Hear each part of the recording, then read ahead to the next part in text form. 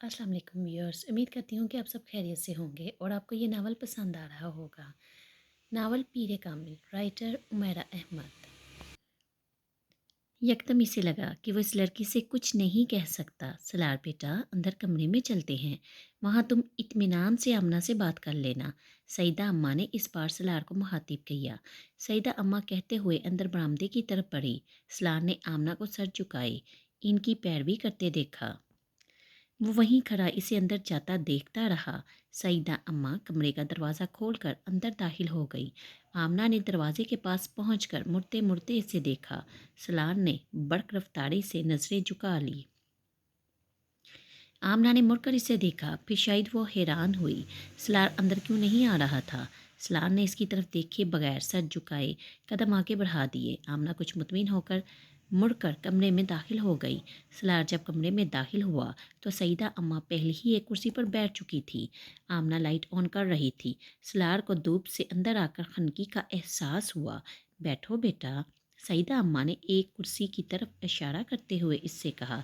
सलार कुर्सी पर बैठ गया। आमना लाइट ऑन करने के बाद इससे कुछ फासले पर इनके बिलमकाबल एक काउच पर बैठ गई। सलार मुंतजिर था कि सईदा अम्मा चंद लम्हों में वहाँ से उठकर चली जाएगी। फुरकान ने वाज़िया तौर पर इन्हें बताया था कि वो इससे तन्हाई में बात करना चाहता था, मगर चंद लम्हों के बाद सलार को अंदाज़ा हो गया कि इसका ये इंतज़ार बेकार है। वो शायद ये भूल गई थी कि सलार तन्हाई में आमना से मिलना चाहता था, या फिर इनका ये ख्याल था कि वह तन्हाई सिर्फ फुरकान की अदम मौजूदगी के लिए थी। सलार ने इन्हें इसमें शामिल नहीं किया था। फिर वो अभी सलार को इतना काबिल इत्तेमाद एतबार नहीं समझती थी कि अपनी बेटी के साथ इसे अकेला छोड़ देती। सलार को आखिरी अंदाज़ा सही लगा। वह इससे जो कुछ और जितना कुछ कहना चाहता था, सईदा अम्मा के सामने नहीं कहना चाहता था। वह कह ही नहीं सकता था। इसने अपने जहन को खंगालने की कोशिश की। इसे कुछ तो कहना ही था। वो कुछ नहीं ढूंढ सका। इसका जहन खाली था। नीम तरीक खान कमरे में बिल्कुल खामोशी थी। वो अब दोनों हाथों की उंगलियां एक दूसरे में फंसाए फर्श पर नजरें जमाए हुए था। आमना ने कमरे में कोई फैंसी लाइट रोशन नहीं की थी। ऊंची दीवारों वाला फर्नीचर से बड़ा हुआ वो वसी और अरीज कमरा शायद सेटिंग रूम के तौर पर इस्तेमाल होता था। इसमें बहुत से दरवाजे थे और तमाम दरवाजे बंद थे। कमरे में मौजूद वाहिद वाहिद खिड़की बरामदे बरामदे में खुलती थी। वह इसके आगे पर्दे थे। फर्श को बारी बरकम मेरून नक्शो निगार के कलीन से ढका गया था और फैंसी लाइट कमरे को पूरी तरह रोशन करने में नाकाम हो रही थी। कम अज़ कम कमरे में सलार को तरीकी ही महसूस हो रही थी। शायद ये इसके एहसासात थे, या फिर मुझे अपने ऑप्टी ऑप्टिकियन से आज ज़रूर मिलना चाहिए। करीब के साथ साथ शायद मेरी दूर की नज़र भी कमज़ोर हो गई है। सलार ने मायूसी से सोचा।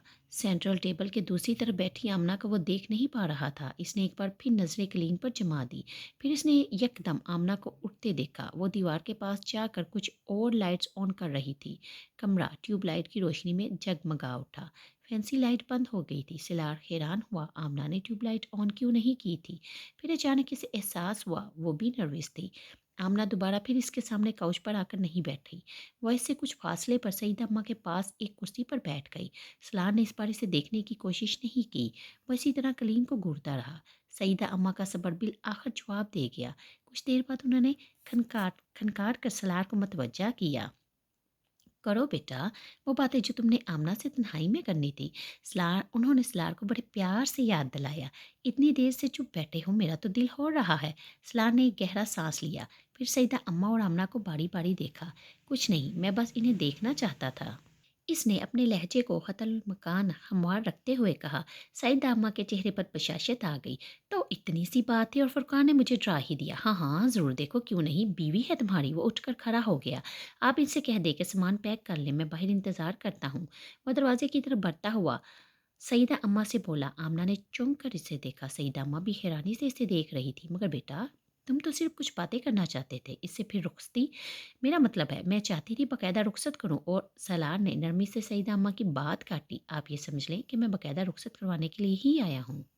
ठीक है बेटा, अगर तुम ऐसा चाहते हो तो ऐसा ही है, मगर इफ्तार के लिए रुको, चंद घंटे ही बाकी हैं। खाना तो खाकर जाओ। नहीं, मुझे और फुरकान को कुछ काम है।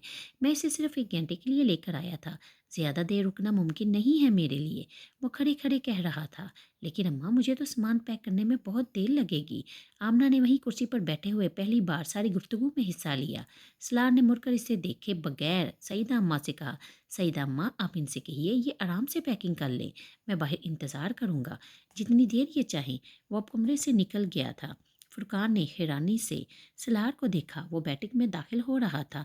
तुम इतनी जल्दी वापस आ गए, मैं तो सोच रहा था कि तुम खासी देर के बाद वापस आओगे। सलार जवाब में कुछ कहने की बजाय बैठ गया। फुरकान ने इसके चेहरे को गौर से देखा। खैरियत? हाँ। आमना से मुलाकात हुई? हाँ। फिर क्या, चले? नहीं। क्यों? मैं आमना को साथ लेकर जा रहा हूँ। क्या? फुरकान बौंझ कर रह गया।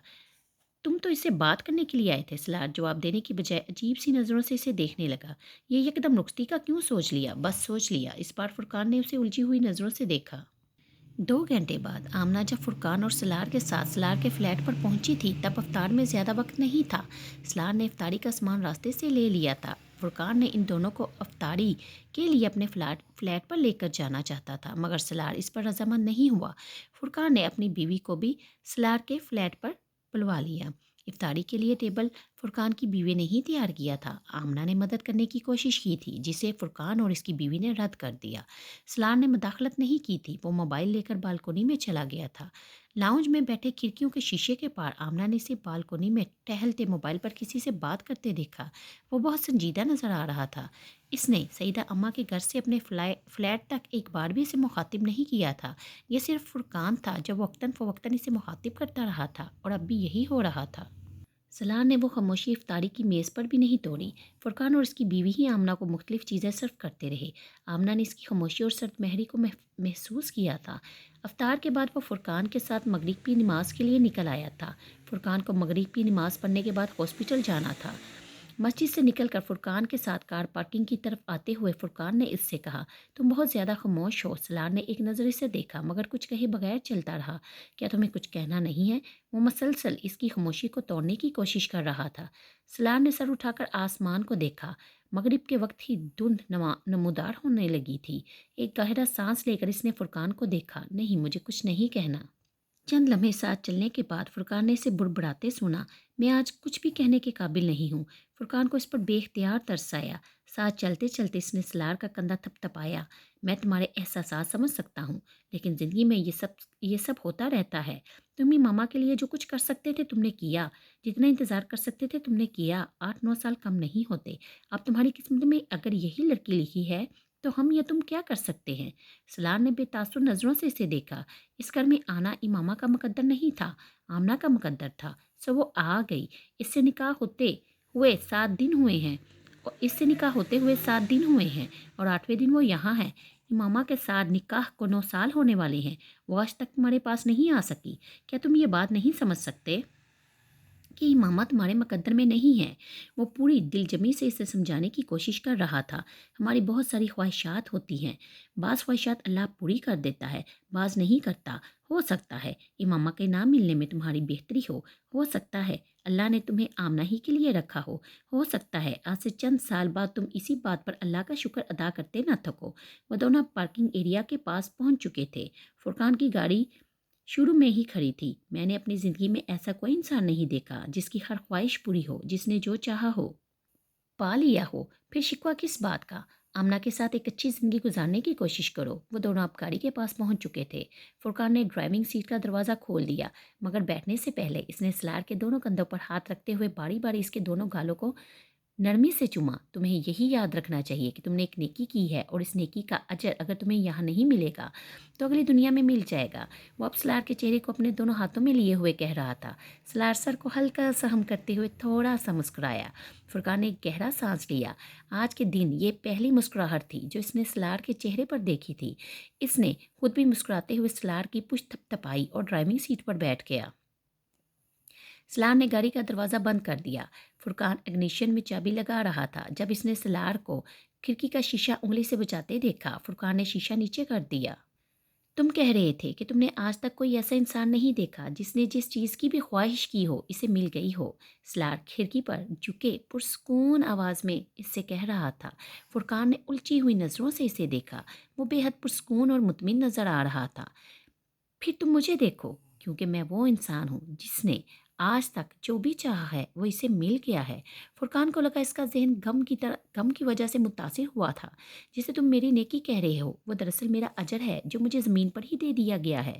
مجھے آخرت کے انتظار میں نہیں رکھا گیا، اور میرا مقدر آج بھی وہی ہے جو 9 سال پہلے تھا۔ وہ ٹھہر ٹھہر کر گہری آواز میں کہہ رہا تھا، مجھے وہی دعوت دی گئی ہے جس کی میں نے خواہش کی تھی۔ امامہ ہاشم اس وقت میرے گھر پہ ہے، خدا حافظ۔ فرقان دم بخود دور جاتے ہوئے اس کی پشت دیکھتا رہا۔ وہ کیا کہہ کر گیا تھا اس کی سمجھ میں نہیں آیا۔ شاید میں نے ٹھیک سے اس کی بات نہیں سن پایا، یا پھر شاید اس کا دماغ خراب ہو گیا ہے، یا پھر شاید اس نے صبر کر لیا ہے۔ امامہ ہاشم سالار اب بہت دور نظر آ رہا تھا۔ لاہور پہنچنے کے بعد اس کے لیے اگلا مرحلہ کسی کی مدد حاصل کرنے کا تھا، مگر کس کی؟ وہ ہاسٹل نہیں جا سکتی تھی۔ وہ جویریہ اور باقی لوگوں سے رابطہ نہیں کر سکتی تھی، کیونکہ اس کے گھر والے اس کی دوستوں سے واقف تھے اور چند گھنٹوں میں وہ اسے لاہور میں ڈھونڈنے والے تھے، بلکہ ہو سکتا تھا اب تک اس کی تلاش شروع ہو چکی ہو۔ اور اس صورتحال میں ان لوگوں سے رابطہ کرنا خطرے سے خالی نہیں تھا۔ اس کے لیے سبیحہ کی صورت میں واحد آپشن رہ جاتا تھا، مگر وہ اس بات سے واقف نہیں تھی کہ وہ بھی پشاور سے واپس آئی تھی یا نہیں۔ سبیحہ کے گھر پر ملازم کے سوا اور کوئی نہیں تھا، وہ لوگ اب بھی پشاور میں ہی تھی۔ واپس کب آئیں گے؟ اس نے ملازم سے پوچھا۔ وہ اسے جانتا تھا، یہ تو مجھے معلوم نہیں ہے، مگر 1-2 دن تک آ جائیں گے، اس نے امامہ کو بتایا۔ کیا آپ کے پاس وہاں کا فون نمبر ہے؟ اس نے قدرے مایوسی کے عالم میں پوچھا۔ جی، وہاں کا فون نمبر میرے پاس ہے، ملازم نے اس سے کہا۔ وہ آپ مجھے دے دیں، میں فون پر اس سے بات کرنا چاہتی ہوں۔ اسے کچھ تسلی ہوئی۔ ملازم اسے اندر لے آیا۔ ڈرائنگ روم میں سے بٹھا کر اس نے وہ نمبر لا دیا۔ اس نے موبائل پر بیٹھے بیٹھے وہیں سبیحہ کو رنگ کیا۔ فون پشاور میں گھر کے کسی فرد نے اٹھایا تھا اور اسے بتایا کہ سبیحہ باہر گئی ہوئی ہے۔ امامہ نے فون بند کر دیا۔ سبیحہ سے میری بات نہیں ہو سکی، میں کچھ دیر بعد اسے دوبارہ فون کروں گی، اس نے پاس کھڑے ملازم سے کہا، تب تک میں یہیں بیٹھوں گی۔ ملازم نے سر ہلاتے ہوئے چلا گیا۔ اس نے 1 گھنٹے کے بعد دوبارہ سبیحہ کو فون کی۔ وہ اس کی کال پر حیران تھی۔ اس نے اسے مختصر طور پر اپنا گھر چھوڑنے کے بارے میں بتایا۔ اس نے اسے سالار سے اپنے نکاح کے بارے میں نہیں بتایا، کیونکہ وہ نہیں جانتی تھی سبیحہ اس سارے معاملے کو کس طرح دیکھے گی۔ امامہ، تمہارے لیے سب سے بہتر یہی ہے کہ تم اس معاملے میں کورٹ سے رابطہ کرو، تبدیلی مذہب کے حوالے سے پروٹیکشن مانگو۔ سبیحہ نے اس کی ساری گفتگو سننے کے بعد کہا، میں یہ کرنا نہیں چاہتی، کیونکہ سبیحہ، میں پہلے ہی اس سارے مسئلے کے بارے میں بہت سوچ چکی ہوں۔ تم میرے بابا کی پوزیشن، اثر و رسوخ سے واقف ہو، پرست اور طوفان اٹھا دے گی۔ میری فیملی کو بہت ساری مشکلات کا سامنا کرنا پڑے گا۔ میں یہ تو نہیں چاہتی کہ میرے گھر پر پتھراؤ ہو، میری وجہ سے میرے گھر والوں کی زندگی کو خطرہ ہو، اور آج تک جتنی لڑکیوں نے اسلام قبول کر کے کورٹ پروٹیکشن لینے کی کوشش کی ہے، ان کے ساتھ کیا ہوا ہے؟ کورٹ دارالمان بھجوا دیتی ہے، وہ جیل بھجوانے کے مترادف ہے۔ کیس کا فیصلہ کتنی دیر تک ہو کچھ پتہ نہیں۔ گھر والے ایک کے بعد ایک کیس فائل کرتے رہتے ہیں، کتنے سال اس طرح گزر جائیں کچھ پتہ نہیں ہوتا۔ اگر کسی کو کورٹ آزاد رہنے کی اجازت دے بھی دے تو وہ لوگ اتنے مسئلے کھڑے کرتے رہتے ہیں کہ بہت ساری لڑکیاں واپس گھر والوں کے پاس چلی جاتی ہیں۔ میں نہ تو دارالامان میں اپنی زندگی برباد کرنا چاہتی ہوں، اور نہ ہی لوگوں کی نظروں میں آنا چاہتی ہوں۔ میں نے خاموشی کے ساتھ اپنا گھر چھوڑا ہے، اور میں اسی خاموشی کے ساتھ اپنی زندگی گزارنا چاہتی ہوں۔ میں تمہاری بات سمجھ سکتی ہوں امامہ، لیکن مسائل تو تمہارے لیے ابھی بھی کھڑے کیے جائیں گے۔ وہ تمہیں تلاش کرنے کے لیے ایری چوٹی کا زور لگا دیں گے، اور ان لوگوں کے لیے مسائل پیدا ہوں گے جو تمہیں پناہ دیں گے، اور وہ جب تمہیں ڈھونڈنا شروع کر دیں گے تو مجھ تک پہنچنے کے لیے ان کے لیے بہت آسان ہوگا۔ تمہاری مدد کر کے مجھے بہت خوشی ہوگی، مگر میرے ابو یہی چاہیں گے کہ مدد چھپ کر کرنے کی بجائے کھل کر کی جائے، اور کورٹ اس معاملے میں یقیناً تمہارے حق میں اپنا فیصلہ دے گا۔ تم ابھی میرے گھر پر ہی رہو، میں اس بارے میں ملازم کو کہہ دیتی ہوں، اور آج میں اپنے ابو سے بات کرتی ہوں، ہم کوشش کریں گے کل لاہور واپس آ جائیں۔ امامہ نے ملازم کو بلا کر فون اس کے حوالے کر دیا۔ سبیحہ نے ملازم کو کچھ ہدایات دی اور پھر رابطہ منقطع کر دیا۔ میں سبیحہ بی بی کا کمرہ کھول رہا ہوں، آپ وہاں چلی جائیے، ملازم نے اس سے کہا۔ وہ سبیحہ کے کمرے میں چلی آئی، مگر اس کی تشویش اور پریشانی میں اضافہ ہو گیا تھا۔ وہ سبیحہ کے نقطۂ نظر کو سمجھ سکتی تھی۔ وہ یقیناً یہ نہیں چاہتی تھی کہ خود سبیحہ اور اس کی فیملی پر کوئی مصیبت آئے۔ اس معاملے میں سبیحہ کے اندیشے درست تھے۔ اگر ہاشم مبین کو یہ پتہ چل جاتا کہ اسے سبیحہ کی فیملی نے پناہ دی ہے تو وہ ان کے جانی دشمن بن جاتے۔ شاید اس لیے سبیحہ نے اس سے قانون کی مدد لینے کے لیے کہا تھا۔ مگر یہ راستہ اس کے لیے زیادہ دشوار تھا۔ جماعت کے اتنے بڑے لیڈر کی بیٹی کا اس طرح مذہب چھوڑ دینا پوری جماعت کے منہ پر تماچے کے مترادف تھا، اور وہ جانتے تھے کہ اس سے پورے ملک میں جماعت اور خود ان کے خاندان کو کتنی ذک پہنچے گی، اور وہ اس بےعزتی سے بچنے کے لیے کس حد تک جا سکتے تھے امامہ جانتی نہیں تھی، مگر اندازہ کر سکتی تھی۔ وہ صبیحہ کے کمرے میں داخل ہو رہی تھی جب اس کے ذہن میں ایک جماکے کے ساتھ سیدہ مریم سبت علی کا خیال آیا تھا۔ وہ صبیحہ کی دوست اور کلاس فیلو تھی، وہ اس سے کئی بار ملتی رہی تھی۔ ایک بار صبیحہ کے گھر پر ہی مریم کو اس کے قبول اسلام کا پتہ چلا تھا۔ وہ شاید صبیحہ کی واحد دوست تھی جسے صبیحہ نے امامہ کے بارے میں بتا دیا تھا، اور مریم بہت حیران نظر آئی تھی۔ تمہیں اگر کبھی میری مدد کی ضرورت ہوئی تو مجھے ضرور بتانا، بلکہ بلا جھجک میرے پاس آ جانا۔ اس نے بڑی گرم جوشی کے ساتھ امامہ سے ہاتھ ملاتے ہوئے کہا۔ بعد میں امامہ سے ہونے والی ملاقاتوں میں وہ ہمیشہ اس سے گرم جوشی سے ملتی رہی تھی۔ وہ نہیں جانتی تھی کہ اسے اس کا کیوں خیال آیا تھا، وہ کس حد تک اس کی مدد کر سکتی تھی، مگر اس وقت اس نے اس سے بھی رابطہ کرنے کا فیصلہ کیا۔ اس نے موبائل سے فون کرنا چاہا، مگر موبائل کی بیٹری ختم ہو چکی تھی۔ اس نے ریچارج کرنے کے لیے لگایا اور خود لاؤنج میں آ کر اپنی ڈائری سے مریم کا نمبر ڈائل کرنے لگی۔ فون ڈاکٹر سبت علی نے اٹھایا تھا۔ میں مریم سے بات کرنا چاہتی ہوں، میں ان کی دوست ہوں۔ اس نے اپنا تعارف کرایا۔ اس نے پہلی بار مریم کو فون کیا تھا۔ میں بات کرواتا ہوں، انہوں نے فون ہولڈ پر رکھتے ہوئے کہا۔ کچھ سیکنڈ کے بعد امامہ نے دوسری طرف مریم کی آواز سنی۔ ہیلو مریم، میں امامہ بات کر رہی ہوں۔ امامہ ہاشم، مریم نے حیرانی سے کہا۔ ہاں، مجھے تمہاری مدد کی ضرورت ہے۔ وہ اسے اپنے بارے میں بتاتی گئی۔ دوسری طرف مکمل خاموشی تھی۔ جب اس نے بات ختم کی تو مریم نے کہا، تم اس وقت کہاں ہو؟ میں صبیحہ کے گھر پر ہوں، مگر صبیحہ کے گھر پر کوئی نہیں ہے۔ صبیحہ پشاور میں ہے۔ اس نے صبیحہ کے ساتھ ہونے والی گفتگو کے بارے میں اسے نہیں بتایا۔ تم وہی رہو، میں ڈرائیور کو بھیجتی ہوں، تم اپنا سامان لے کر اس کے ساتھ آ جاؤ۔ میں اتنی دیر میں اپنی امی ابو سے بات کرتی ہوں، اس نے فون بند کرتے ہوئے کہا۔ یہ صرف ایک اتفاق تھا کہ اس نے ڈاکٹر سبت علی کے گھر کی جانے والی کال سلار کے موبائل سے نہیں کی تھی، ورنہ اسکندر عثمان ڈاکٹر سبت علی کے گھر بھی پہنچ جاتے، اور اگر امامہ کو یہ خیال آ جاتا کہ وہ موبائل کے بل سے اسے ٹریس آؤٹ کرنے کی کوشش کریں گے تو وہ لاہور آ کر ایک بار بھی موبائل استعمال نہ کرتی۔ یہ ایک اور اتفاق تھا کہ ڈاکٹر سبت علی نے اپنے آفس کی گاڑی اور ڈرائیور کو اسے لینے کے لیے بھجوایا تھا، ورنہ صبیحہ کا ملازم مریم کی گاڑی اور ڈرائیور کو پہچان لیتا، کیونکہ مریم اکثر وہاں آیا کرتی تھی، اور صبیحہ کے ساتھ ساتھ وہ لوگ بھی یہ جان جاتے کہ وہ صبیحہ کے گھر سے کہاں گئی تھی۔ آدھا گھنٹے کے بعد ملازم نے ایک گاڑی کے آنے کی اطلاع دی۔ وہ اپنا بیگ اٹھانے لگی۔ کہ آپ جا رہی ہیں؟ ہاں، مگر صبیحہ بی بی تو کہہ رہی تھی کہ آپ یہاں رہیں گی۔ نہیں، میں جا رہی ہوں۔ اگر صبیحہ کا فون آئے تو آپ اسے بتا دیجیے گا کہ میں چلی گئی ہوں۔ اس نے دانستہ طور پر اسے یہ نہیں بتایا کہ وہ مریم کے گھر جا رہی تھی۔ وہ پہلی بار مریم کے گھر گئی تھی۔ اس کا خیال تھا کہ اسے وہاں جا کر ایک بار پھر مریم اور اس کے والدین کو اپنے بارے میں سب کچھ بتانا پڑے گا۔ وہ ذہنی طور پر خود کو سوالوں کے لیے تیار کر رہی تھی، مگر ایسا کچھ بھی نہیں ہوا تھا۔ ہم لوگ تو ناشتہ کر چکے ہیں، تم ناشتہ کر لو۔ مریم نے پورچ میں اس کا استقبال کیا تھا اور اسے اندر لے جاتے ہوئے کہا۔ اندر لاؤنج میں ڈاکٹر سبت علی اور ان کی بیوی سے اس کا تعارف کروایا گیا۔ وہ بڑے اتفاق سے ملے۔ امامہ کے چہرے پر اتنی سراسیمگی اور پریشانی تھی کہ ڈاکٹر سبت علی کو اس پر ترس آیا۔ میں کھانا لگواتی ہوں، مریم تم اسے اس کا کمرہ دکھا دو تاکہ یہ کپڑے چینج کر لے، سبت علی کی بیوی نے مریم سے کہا۔ جب کپڑے بدل کر آئی تو ناشتہ لگ چکا تھا۔ اس نے خاموشی سے ناشتہ کیا۔ امامہ، اب آپ جا کر سو جائیں، میں آفس جا رہا ہوں، شام کو واپسی پر ہم آپ کے مسئلے پر بات کریں گے۔ ڈاکٹر سبت علی نے اسے ناشتہ ختم کرتے دیکھ کر کہا۔ مریم تو اسے کمرے میں لے جاؤ۔ مریم تم اسے کمرے میں لے جاؤ۔ وہ خود لاؤنج سے نکل گئے۔ وہ مریم کے ساتھ اپنے کمرے میں چلی آئی۔ امامہ، اب تم سو جاؤ، تمہارے چہرے سے لگ رہا ہے کہ تم پچھلے کئی گھنٹوں سے نہیں سوئی۔ عام طور پر تھکن اور پریشانی میں نیند نہیں آتی، اور تم اس وقت اس کا شکار ہوگی۔ میں تمہیں کوئی ٹیبلٹ لا کر دے دیتی ہوں، اگر نیند نہ آ گئی تو ٹھیک ہے، ورنہ ٹیبلٹ لے لینا۔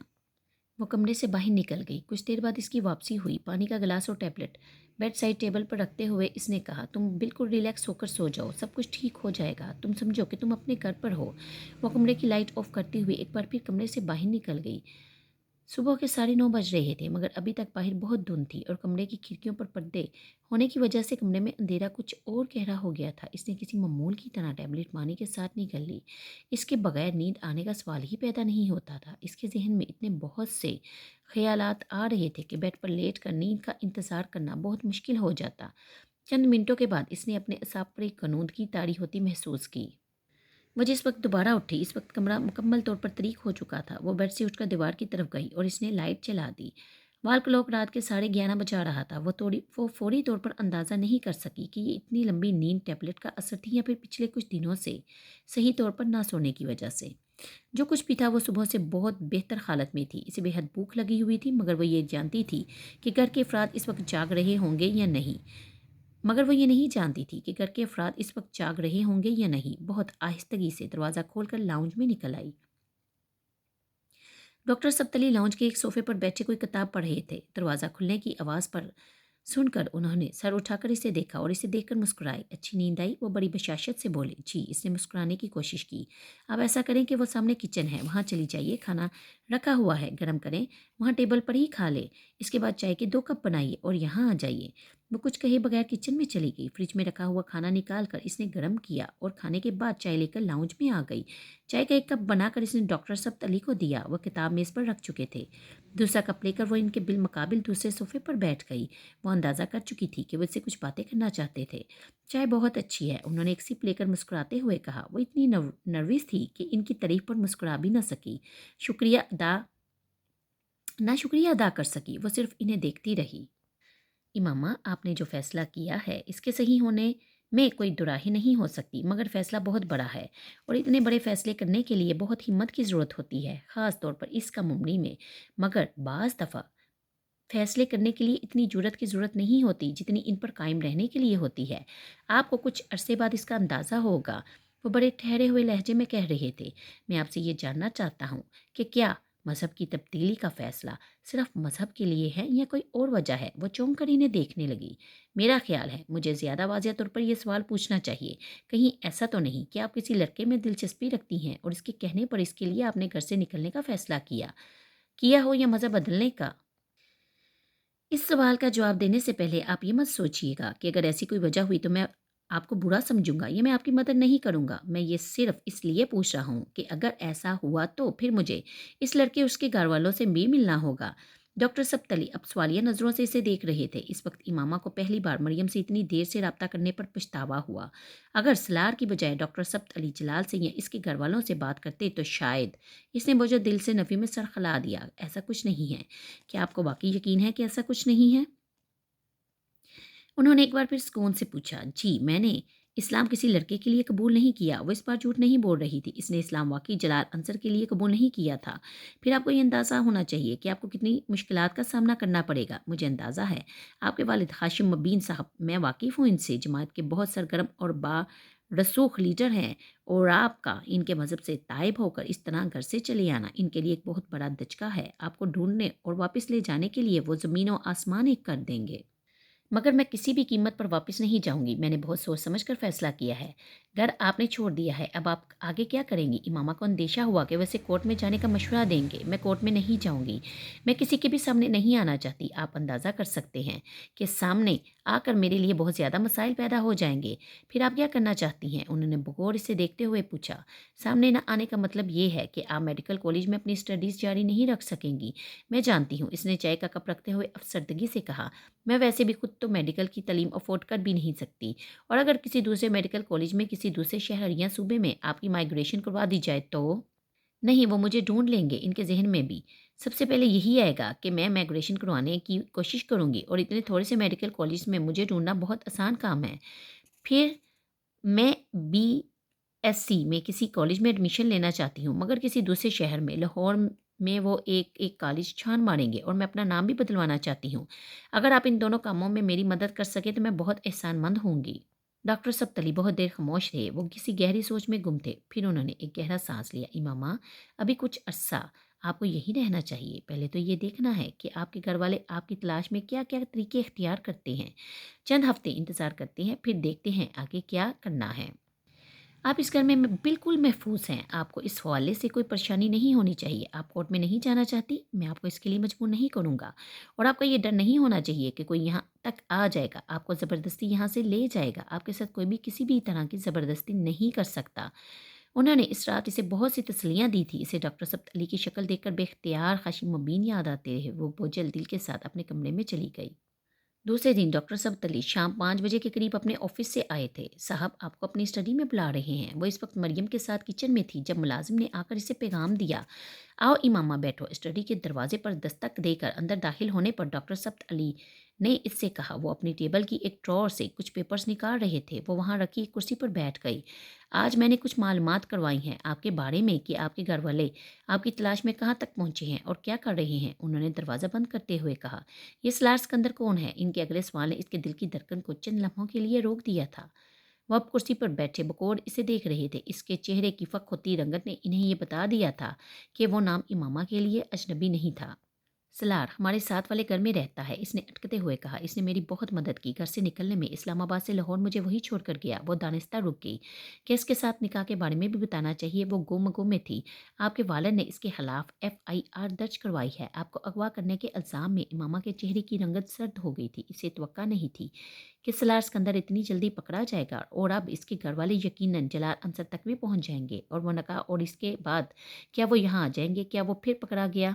क्या वो पकड़ा गया? बेख्तियार इसके मुंह से निकला। नहीं, ये ट्रेस आउट कर लिया गया था कि वो इस रात किसी लड़की के साथ लाहौर तक आया था। लेकिन इसका इसरार है कि वो आप नहीं थी, कोई दूसरी लड़की थी, इसकी कोई गर्लफ्रेंड, और इसने इसका सबूत भी दे दिया है।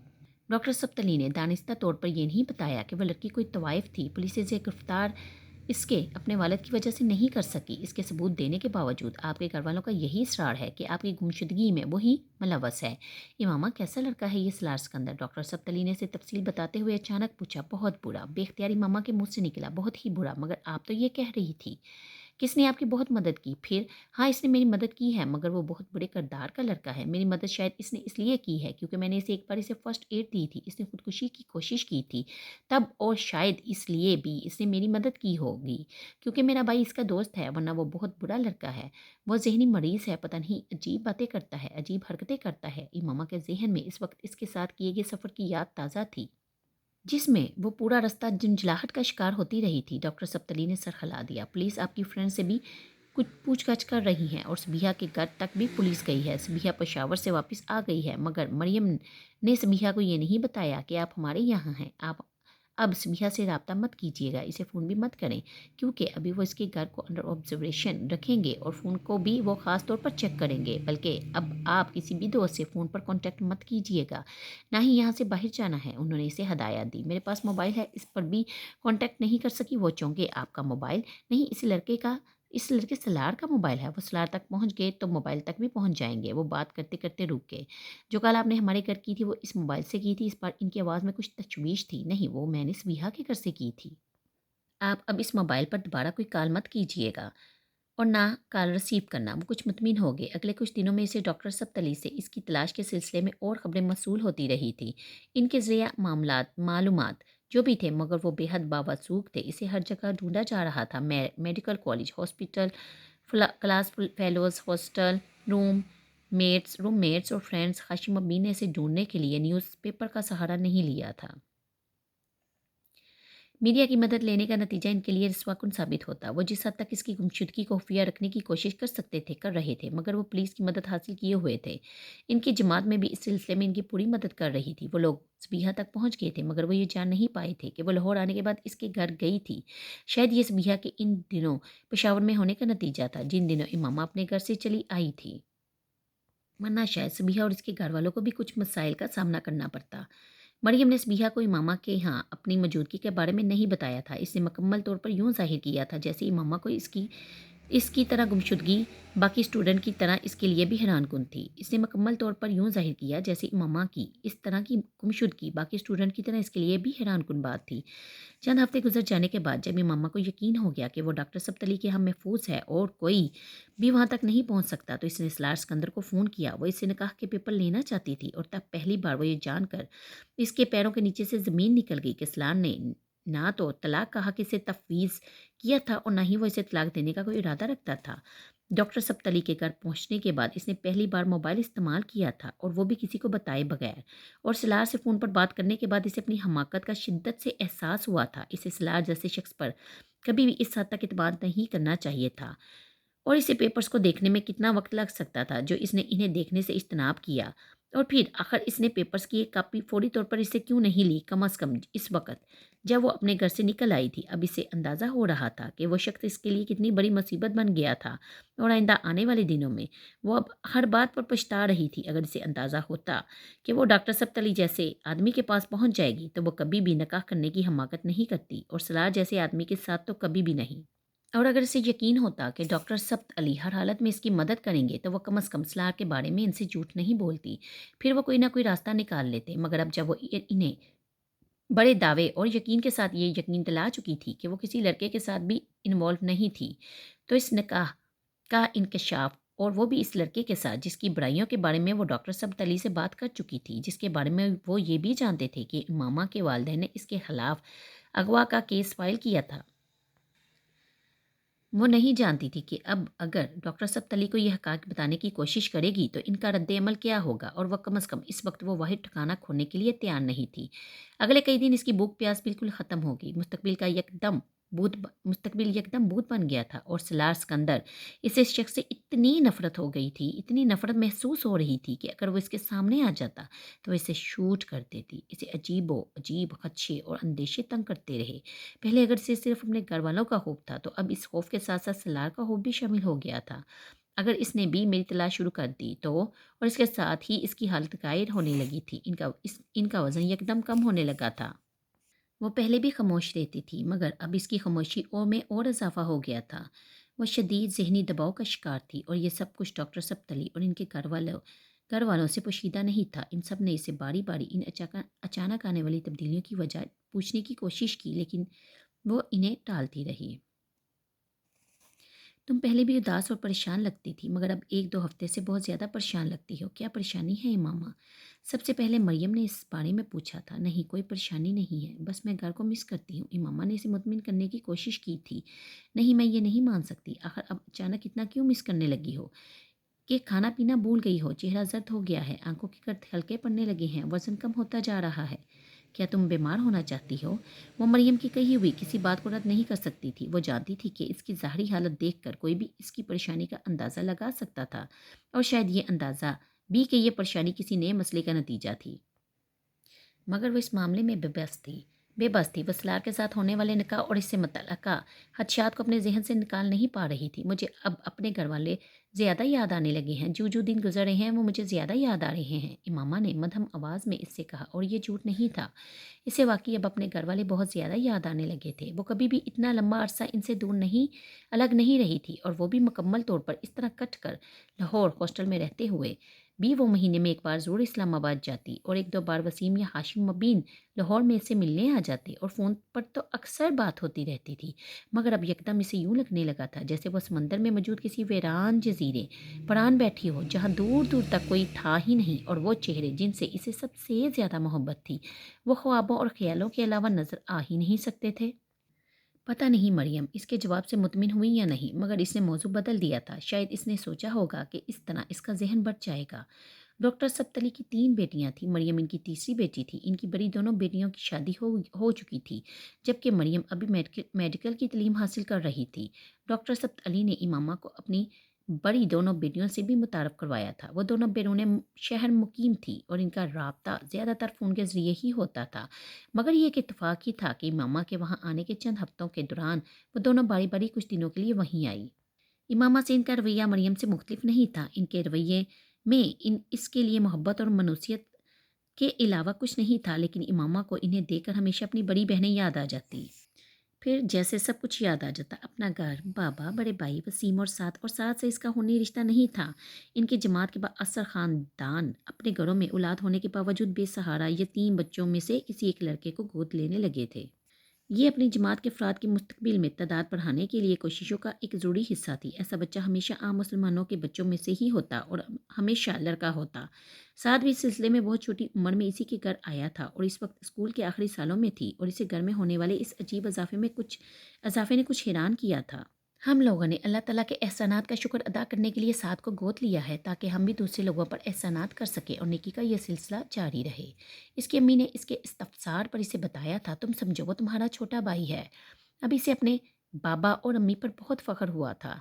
तब इसे अपने बाबा और अम्मी पर बहुत फ़ख्र हुआ था। वो कितने अज़ीम लोग थे कि एक बेसहारा बच्चे को अच्छी ज़िंदगी गुज़ारने के लिए घर ले आए थे।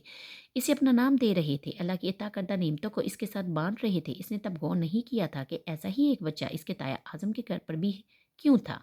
ऐसा ही एक बच्चा इसके छोटे चाचा के घर पर क्यों था? ऐसे ही बहुत से दूसरे बच्चे इनके जानने वाले कुछ और बाअसर ख़ानदानों के घर पर क्यों थे? इसके लिए बस यही काफ़ी था कि वो एक अच्छा काम कर रहे थे, इनकी जमात एक अच्छे काम की तरवीज कर रही थी। ये इसने बहुत बाद में जाना था कि इस अच्छे काम की हकीकत क्या थी। साद इससे बहुत मायूस था। इसका ज़्यादा वक़्त इमामा के साथ ही गुज़रता था। वो शुरू के कई साल इमामा के कमरे में इसके बेड पर ही सोता रहा। इस्लाम कबूल कर लेने के बाद मेडिकल कॉलेज से वो जब भी इस्लामाबाद आती, वो साद को हज़रत मोहम्मद सल्लल्लाहु अलैहि वसल्लम के बारे में बताती। वो इतना छोटा था कि किसी चीज़ को मंतकी तरीके से नहीं समझाया जा सकता था, मगर वो इससे सिर्फ एक बात कहती रही, जैसे अल्लाह एक होता है, इस तरह हमारे प्यारे पैगम्बर मोहम्मद सल्लल्लाहु अलैहि वसल्लम भी एक ही हैं। इंसान कोई और हो ही नहीं सकता। वो इसे साथ ये भी ताकीद करती रहती कि वो इन दोनों की आपस की बातों के बारे में किसी को भी नहीं बताएगा। और इमामा ये भी जानती थी कि इसकी ये कोशिश बेकार थी। साद को बचपन से ही मसवी इज्तिमात में ले जाया जाने लगा था और वो इस असर को कबूल कर रहा था। वो हमेशा ये सोचती रहती कि वो मेडिकल की तालीम के बाद साद को लेकर अपने घर वालों से अलग हो जाएगी। और वो ये भी जानती थी कि ये किस कदर मुश्किल काम था।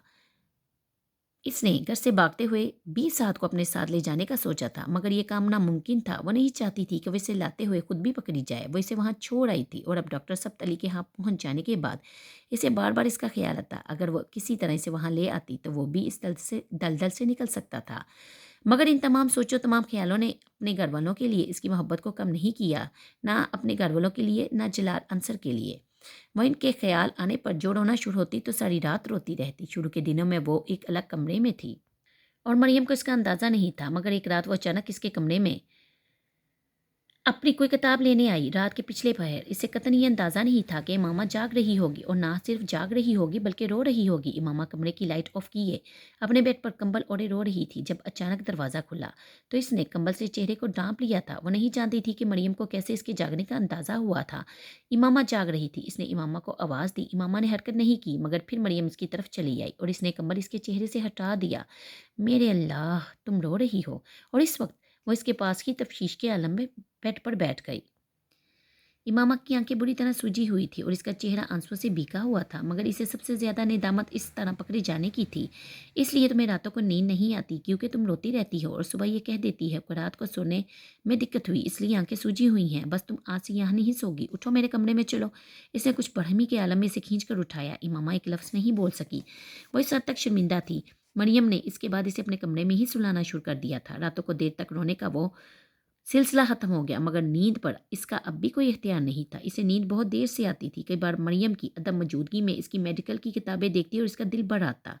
वो जानती थी सब कुछ पीछे रह गया था। डॉक्टर सब्त अली ने सुबह मरियम और डॉक्टर सब्त अली के घर से चले जाने के बाद वो सारा दिन आंटी के साथ गुजार देती, या शायद वो सारा दिन इसके साथ रहने की कोशिश करती थी। वो इसे अकेला ना रहने देने की कोशिश में मसरूफ़ रहती थी, मगर इनके साथ होते हुए भी वो पता नहीं किन किन सोचों में डूबी रहती थी।